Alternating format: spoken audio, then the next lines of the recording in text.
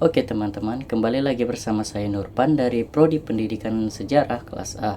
Jadi saya akan melanjutkan ke subbab yang kedua, yaitu seputar teori dan pemikiran sejarah.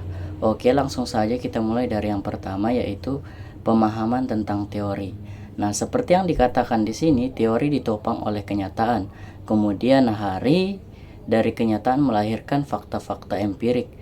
Dari fakta-fakta empirik kemudian melahirkan generalisasi empirik, dan generalisasi empirik diuraikan menjadi subgeneralisasi, dan kembali lagi ke generalisasi empirik. Dari generalisasi empirik inilah kemudian tercipta suatu teori. Adapun fungsi dari teori ini, teori berguna untuk mempertajam dan mengkhususkan fakta, berguna juga dalam mengembangkan sistem klasifikasi fakta, bisa juga merupakan suatu ikhtisar dari suatu hal yang telah diketahui secara dan diuji kebenarannya, memberikan kemungkinan kepada prediksi kejadian atau peristiwa mendatang, memberikan juga petunjuk-petunjuk kekurangan kepada penelitinya. Nah, jadi teman-teman, pemahaman tentang teori ini memberitahu kita bahwa untuk memahami teori tidak semudah mengembalikan telapak tangan gitu. Dan juga di sini kita diberitahu apa fungsi dari teori ini. Selanjutnya adalah teori-teori dalam sejarah. Nah, yang pertama adalah teori gerak sejarah. Nah, jadi teori gerak sejarah adalah gerak yang tumbuh dan berkembang secara evolutif karena menggambarkan peristiwa sejarah masa lampau secara kronologis. Urutan kronologis merupakan pokok teori untuk menggambarkan gerak sejarah.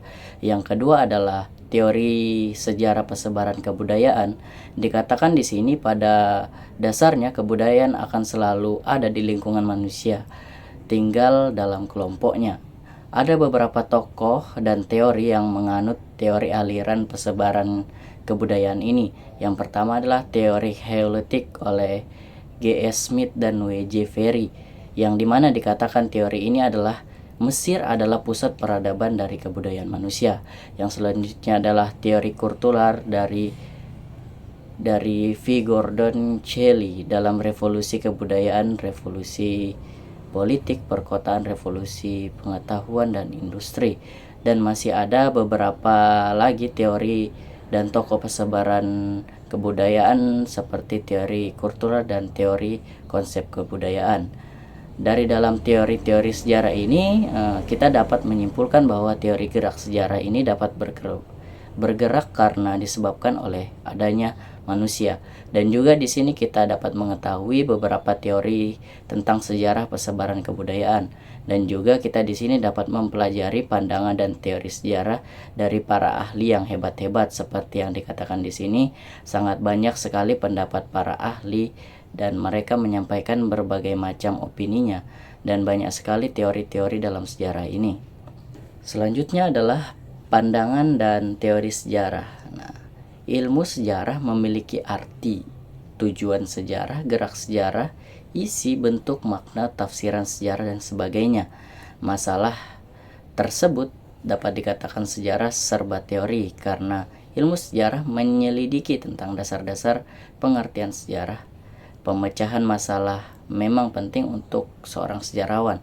Oleh karena itu saya akan mengambil pandangan sejarah menurut William H. Frederick, yang dimana William mengajukan 3 teori utama sejarah, yaitu diantaranya yaitu yang pertama teori perputaran, yang mengatakan bahwa pola kejadian dan ide mengenai manusia terbatas sama sekali dan diulangi oleh selang waktu tertentu. Yang kedua adalah teori takdir, yang menganggap bahwa semua sebab penyebab berasal dari ikut campurnya takdir Tuhan.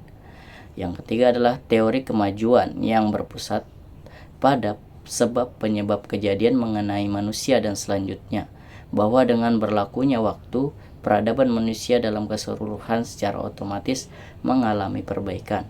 Selain itu, masih banyak pandangan dan teori sejarah menurut para pengamat sejarah seperti teori progresif linear menurut Ibnu Khaldun, dan masih banyak lagi pandangan sejarawan lainnya. Dan selanjutnya adalah pandangan dan pemikiran sejarah nasional Indonesia. Nah, ada dua tokoh yang ada di buku ini. Yang pertama yaitu pemikiran Muhammad Yamin dan kedua Kartono Kartodirjo. Nah, yang pertama adalah Muhammad Yamin. Muhammad Yamin berpendapat bahwa sejarah adalah ilmu pengetahuan yang disusun atas hasil penyelidikan beberapa peristiwa yang dapat dibuktikan dengan bahan kenyataan. Selain itu, definisi menurut Muhammad Yamin adalah ilmu pengetahuan yang berhubungan dengan cerita tertarik sebagai hasil penafsiran tentang kejadian-kejadian dalam masyarakat manusia pada waktu yang telah lampau gitu. Yang kedua adalah Sartono Kartodirjo berpendapat bahwa sejarah adalah gambaran tentang masa lalu manusia dan sekitarnya sebagai makhluk sosial yang disusun secara ilmiah dan lengkap. Meliputi fakta-fakta tersebut dengan tafsiran dan penjelasan yang memberikan pengertian pemahaman tentang apa yang telah berlalu gitu. Nah, di sini kita mengetahui bahwa selain tokoh dari negara lain, negara kita sendiri juga ada para tokoh yang yang hebat dalam memahami dan mendalami sejarah itu apa, sehingga mungkin kita sebagai pendidikan sejarah bisa memacu diri kita untuk belajar dari mereka berdua bahwa negara kita ada loh pemikir yang hebat. Oke, mungkin itu saja yang saya bisa review pada bab 2 ini. Mohon maaf jika ada salah kata. Saya Nurpan undur diri dan saya ucapkan terima kasih. Assalamualaikum warahmatullahi wabarakatuh.